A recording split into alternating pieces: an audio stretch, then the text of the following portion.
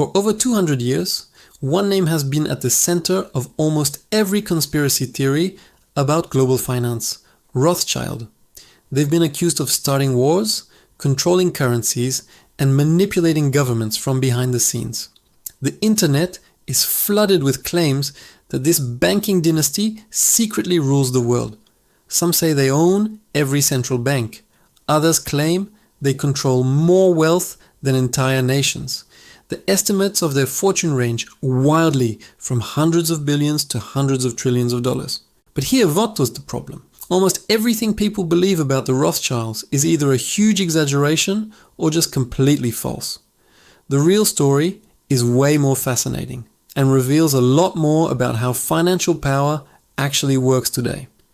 The Rothschilds were never the all-powerful puppet masters of legend, but they were pioneers of techniques that genuinely do shape global finance. Techniques now used by institutions far more powerful than the Rothschild name ever was. And here's what nobody tells you. The myths about the Rothschilds aren't just wrong. They are designed to hide the real centers of financial power that operate right in front of us. While everyone is arguing about 19th century conspiracy theories, the actual controllers of money have evolved in ways most people can't even imagine. Our story starts in the late 18th century with Meyer Amschel Rothschild, a coin dealer in the Jewish quarter of Frankfurt. What made Meyer different wasn't some secret power, but strategic thinking and perfect timing. Europe in the 1760s was a mess of constant wars. Nations were forming and armies needed money. Meyer saw an opportunity. If he could create a network that crossed borders, he could profit from the chaos. His genius move was sending his 5 sons to establish banks in 5 key European financial hubs: Nathan to London, James to Paris, Karl to Naples, Salomon to Vienna, and Amschel staying in Frankfurt. These weren't random cities. They were the nerve centers of European finance and politics. Their real innovation, though, was communication. In an age when news traveled by horse, the Rothschilds created the fastest private intelligence network in Europe, using carrier pigeons and coded messages. When the Battle of Waterloo ended Napoleon's empire in 1815, Nathan Rothschild in London knew the result before the British government did.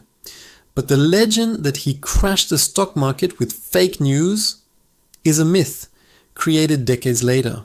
What he actually did was use his inside information to make profitable trades on government bonds. It was insider trading, sure, but it wasn't the market manipulation of legend. The real advantage wasn't drama. It was having better information and using it systematically. What made the Rothschilds so powerful in the 19th century wasn't secret control, but their ability to coordinate finance across borders. Governments needed to borrow money for wars and infrastructure. The Rothschilds solved this by creating the first truly international banking network. If the British government needed to pay troops in Spain, they could deposit money in London and withdraw it from the Rothschild Bank in Madrid. It was basically an early version of a wire transfer. This service was incredibly valuable, which is why the family became wealthy and influential. But influence isn't control. Governments chose to work with them because it was useful, not because they were under some spell. Let's talk scale. In the 1850s, the Rothschild fortune was worth about $6 billion in today's money. That's huge for the time, but Jeff Bezos alone is worth more than 30 times that amount. The entire Rothschild network at its peak controlled less wealth than a single major hedge fund manages today. What the Rothschilds did pioneer was the modern government bond market. Before them, government borrowing was a messy, expensive business. They revolutionized it by creating a secondary market where people could buy and sell government debt like any other asset. This made government bonds a safer, more attractive investment. This very principle still underpins our financial system today, with US Treasury bonds being the foundation of global finance. But again, they didn't invent government debt. They just made the market for it better. So where did all the myths come from? For one, in an era when most people were poor, a family with international reach and huge wealth seemed almost supernatural. Their real advantages, better information, coordination, and expertise, looked like secret powers. But there's a much darker element: anti-Semitism. The Rothschilds were Jewish in a Europe where anti-Semitic conspiracy theories were common. These prejudices provided a ready-made, sinister explanation for their success. This framework persists today, often hidden in phrases like international bankers or globalist elites. The persistence of these myths serves a purpose. As long as people focus on old conspiracies, they aren't paying attention to the real concentrations of financial power that exist today. While theorists obsess over the Rothschilds, the family's actual influence has been declining for over a century. Why? First, banking changed. Personal networks became less important than corporate scale and technology. Second, the two world wars devastated European banking. The Rothschilds lost assets and connections. Third, the center of global finance moved from Europe to the US Wall Street firms like JP Morgan and Goldman Sachs, and later institutions like BlackRock, built empires that dwarfed anything the 19th century Rothschilds ever dreamed of. Today, Rothschild & Co. is a respectable, mid-sized investment bank. Its market value is less than $3 billion, about what Apple makes in revenue every 2 weeks. While people argue about a 19th century family, the real giants have taken over. Consider BlackRock, the world's largest asset manager. It controls over $10 trillion in assets. Through its shares, it has voting power in nearly every major corporation on Earth.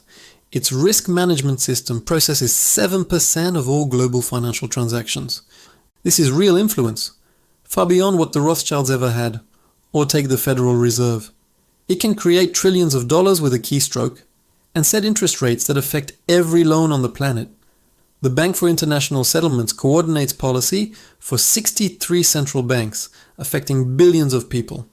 They do this in the open, with published meeting minutes. It's not a secret.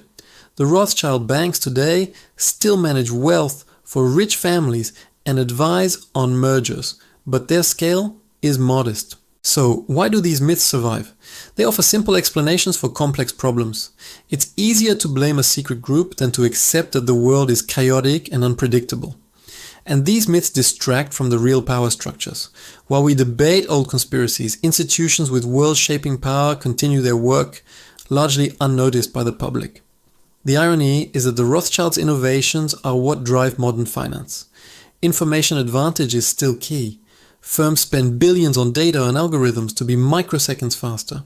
International coordination is now seamless and electronic, and government bond markets are bigger than ever. The real controllers of global finance don't work in the shadows.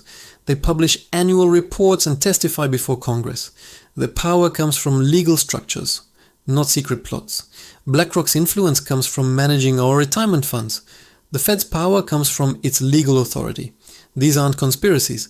They're the official operation of the modern financial system. We have a choice. We can chase myths about puppet masters from the past, or we can examine the documented legal ways money influences our world today. The myths are entertaining, but the truth is what's useful.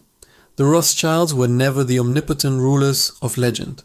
They were skilled bankers whose techniques evolved into a system far more powerful than they ever were, and far more visible than any conspiracy theory suggests. The question isn't whether the legends are true. It's why we prefer them to the reality of how financial power actually works. Thank you for watching. If you found this insightful, make sure to like, subscribe, and hit the bell for more deep dives into how our world really works.